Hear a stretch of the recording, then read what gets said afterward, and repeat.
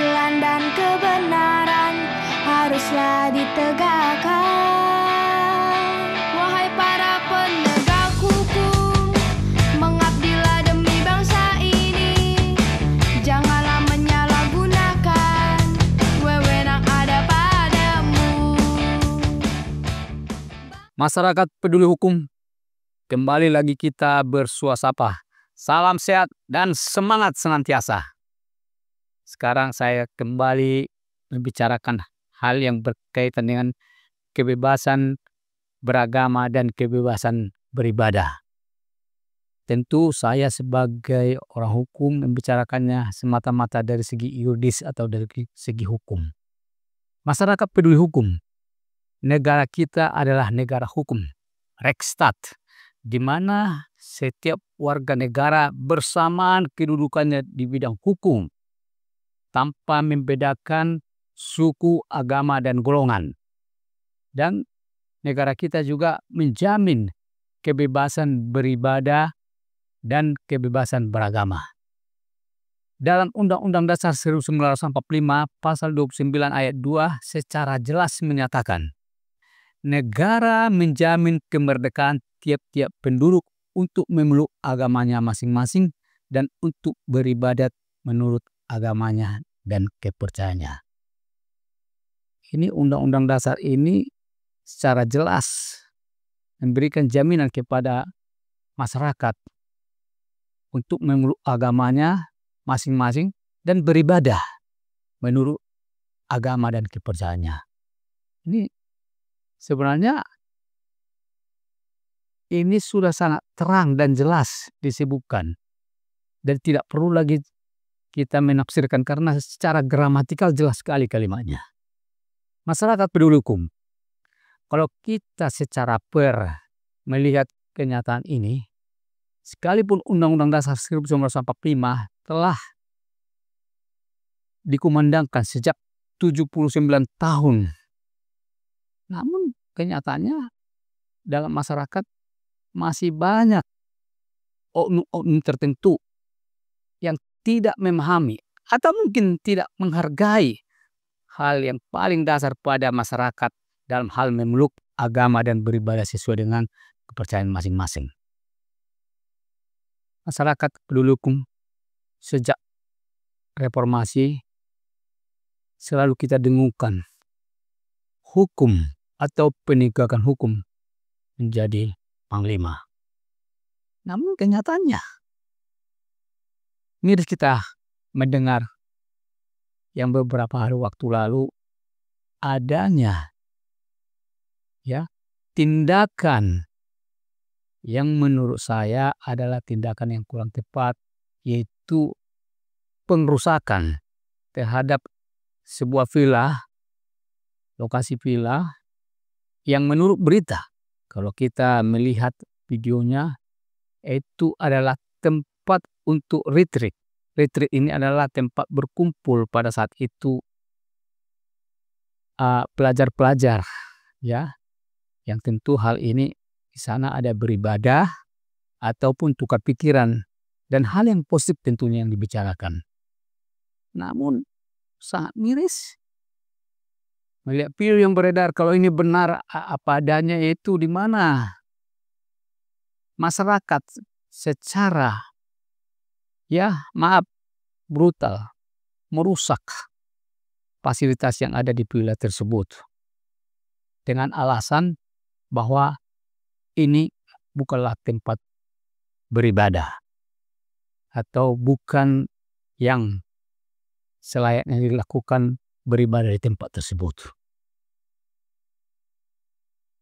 Masyarakat peduli hukum, seperti yang saya katakan tadi, sudah 79 tahun kita merdeka.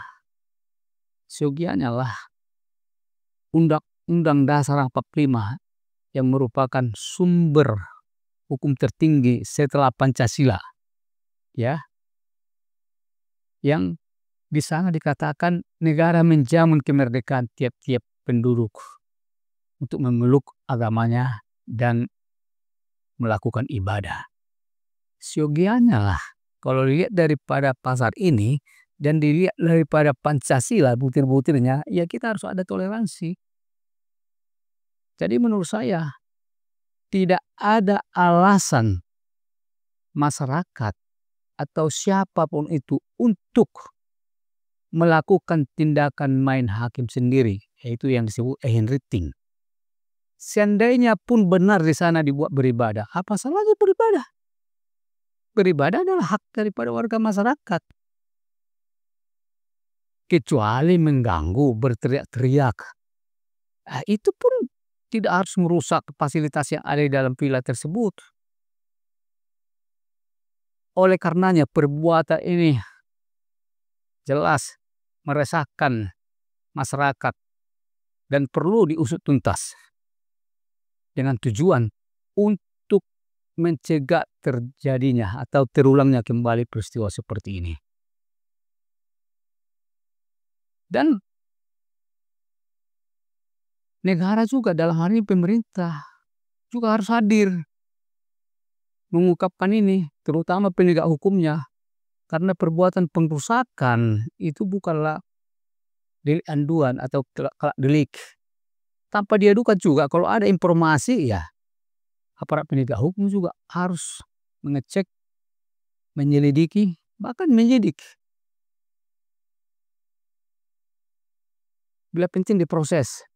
Kalaupun nanti ada penyelesaian di luar daripada proses peradilan atau yang disebut RJ, Restoratif Justice atau keadilan restoratif, di mana hukum kita saat ini memperbolehkan penyelesaian, tapi harus diproses dulu dengan tujuan agar masyarakat diberikan pelajaran bahwa perbuatan merusak dengan alasan melakukan ibadah di suatu villa, kalau ini diperbolehkan, nanti setiap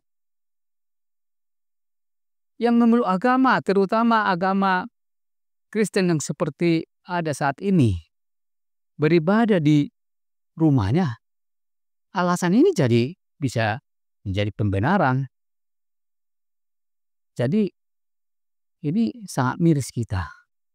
Saya membahas ini jujur semata-mata kecintaan saya terhadap republik ini, karena kita adalah keluarga, di mana kita juga berkomunitas dengan berbagai agama, bahkan saling mengasihi, saling menyayangi.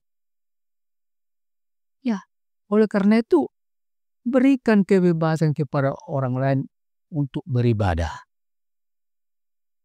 Jadi seperti yang saya katakan tadi, seperti dalam keluarga. Di dalam keluarga juga kalau ada yang menyalahi aturan, ya ada sanksi.